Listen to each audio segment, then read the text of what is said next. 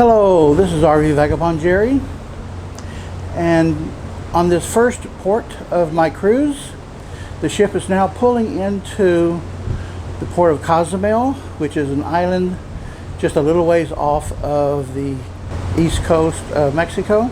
However, I am not going to be staying on Cozumel.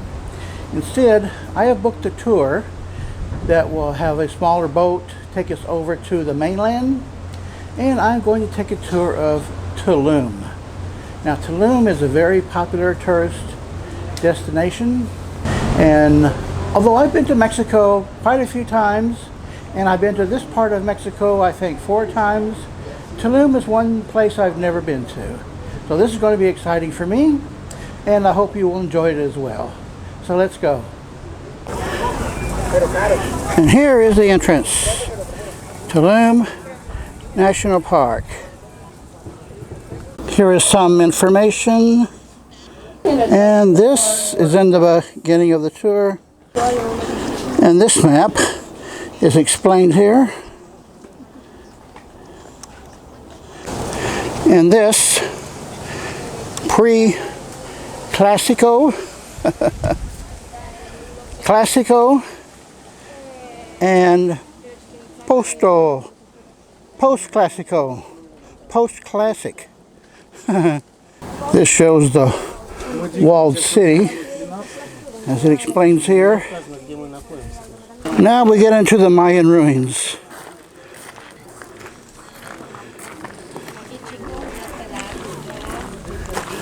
Not much left to this one. That one survived better than this. This is the Temple of the Paintings, I think it's called, off a bit into the distance here.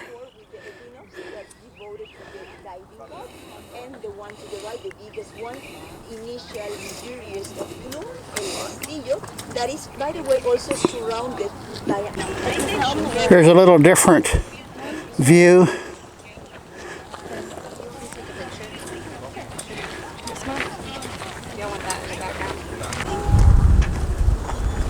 Now this, I think, not quite so ancient.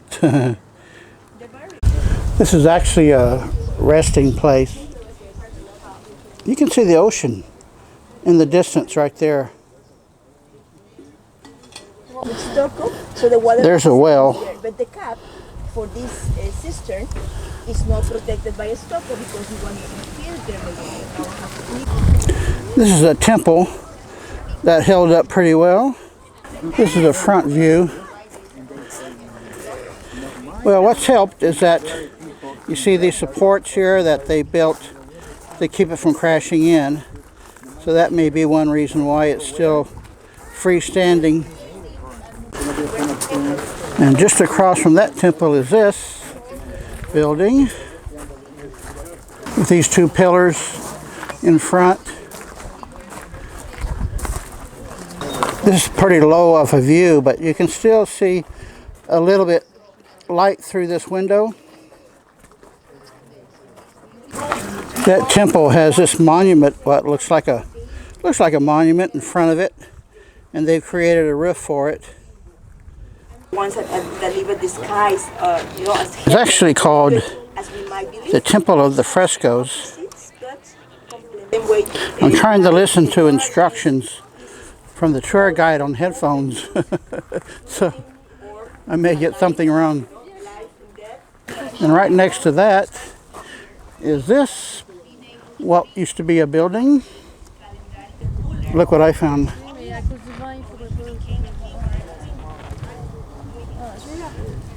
It's like a dinosaur.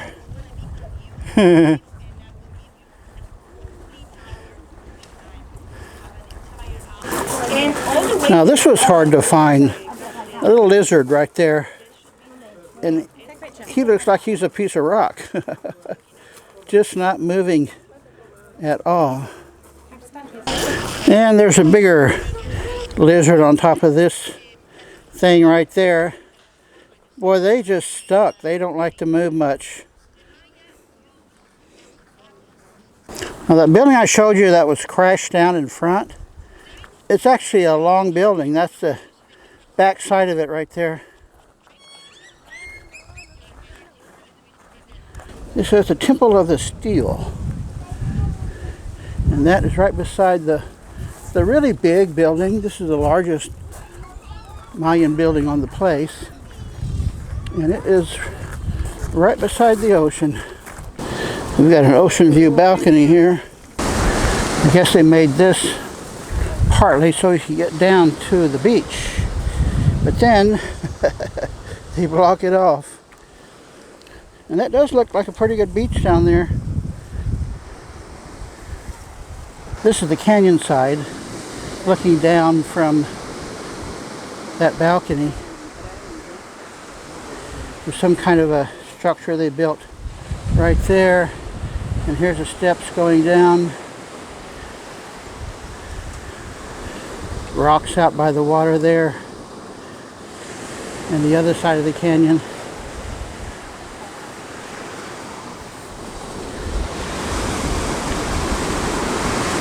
There's somebody in a boat.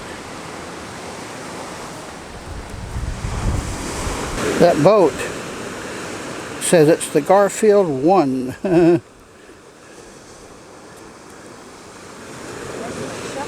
This is looking down the stairs at the canyon side here.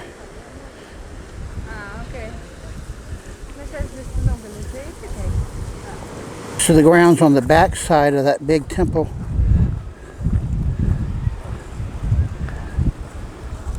I think this is kind of amazing. Look at this grass growing on the side of it there, or whatever that plant is. Huh. How would it get up there and then start growing and keep growing? That kind of amazes me.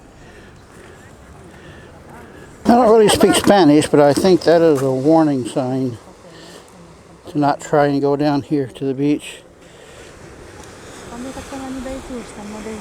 All along the coastline, there's a lot of plants like this growing and trees.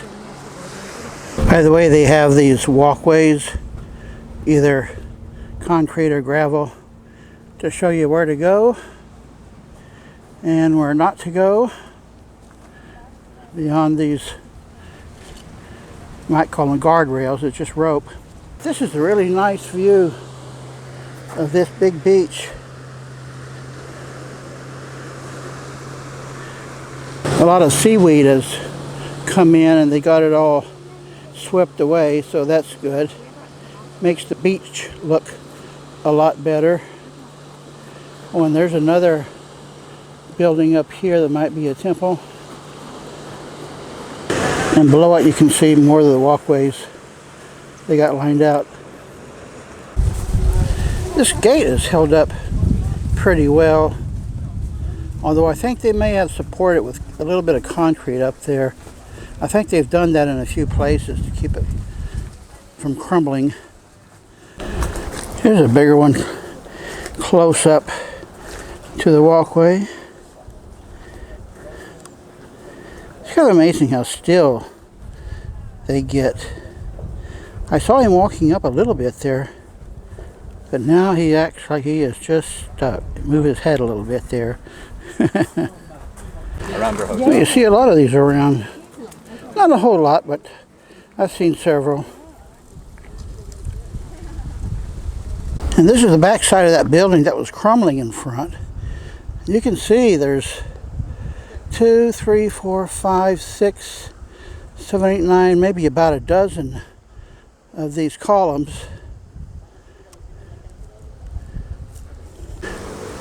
And next to that is another pretty big building.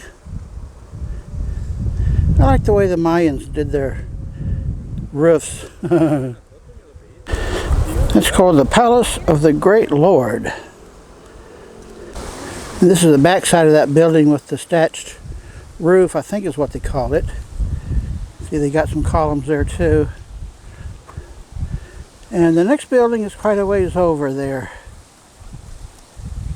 Although between here and there are several of the outlinings of buildings that have just totally gone away, except for what was right at the ground.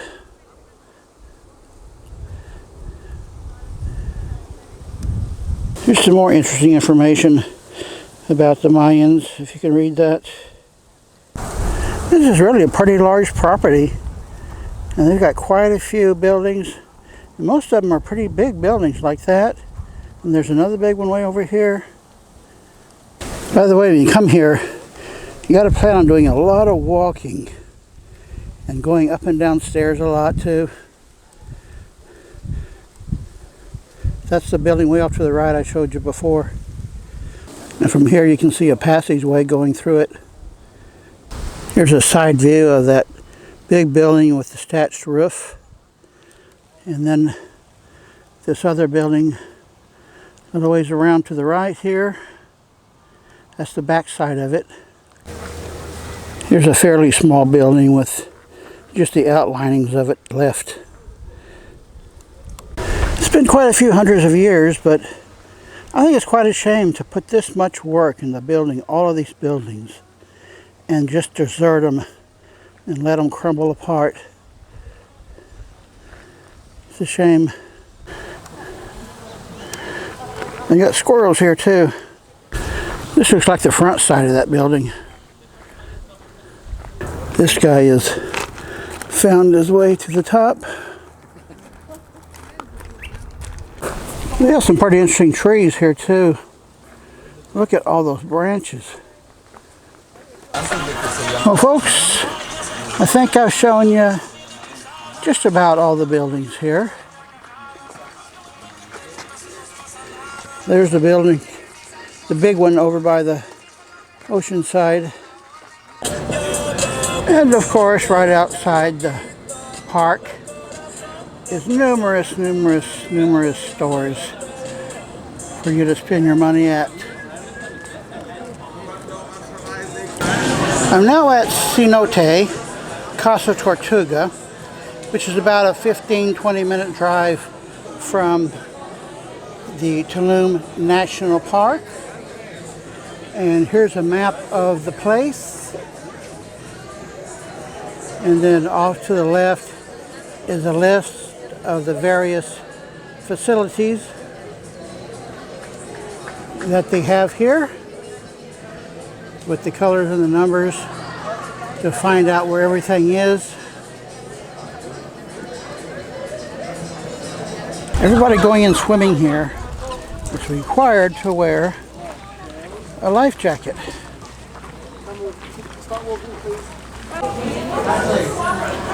So what they have here is caves like this that is filled with water,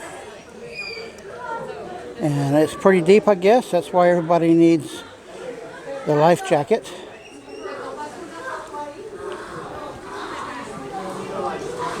They built steps that go down. You can walk down to get into the water. And it's sort of like a swimming hole.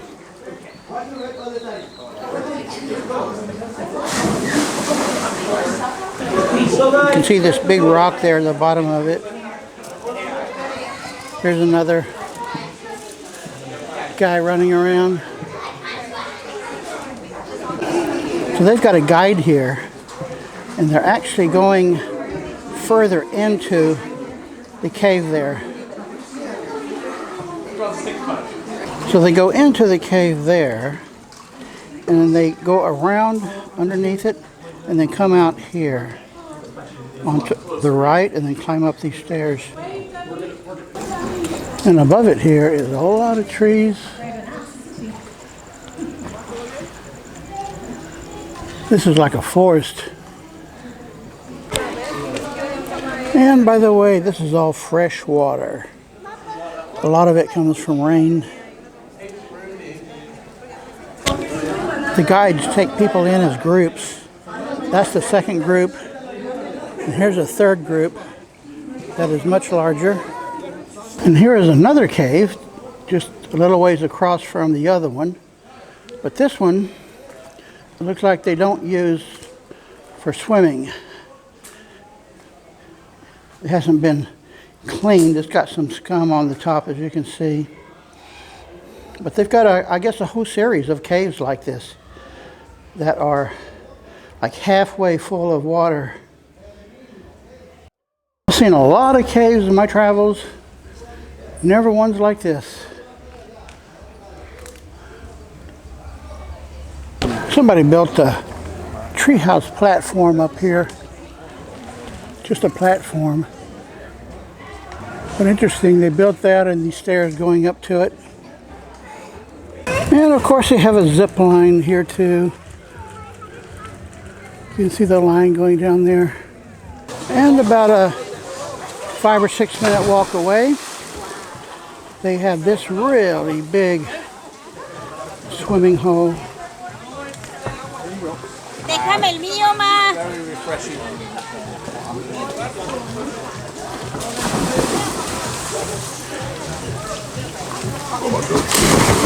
And again, it's very deep, so that's why you have to wear the life jackets. I didn't want to get my hair wet. There's several stairs like that. Stairs there. Several places to get in and out. It's a really big swimming hole. Nice.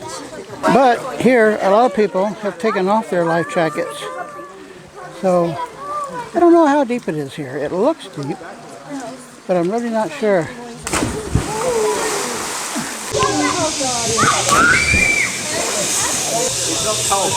There's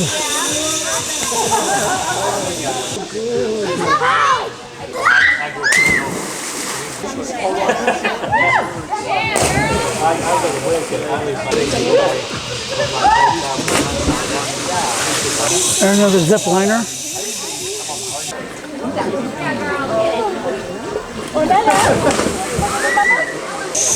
The zip line goes right over this pool. Well, that says 11.5 feet. That's pretty deep. I like this place. Well, folks, there is my ship. And there is the sunset. And here is Cozumel. I actually never set foot on Cozumel.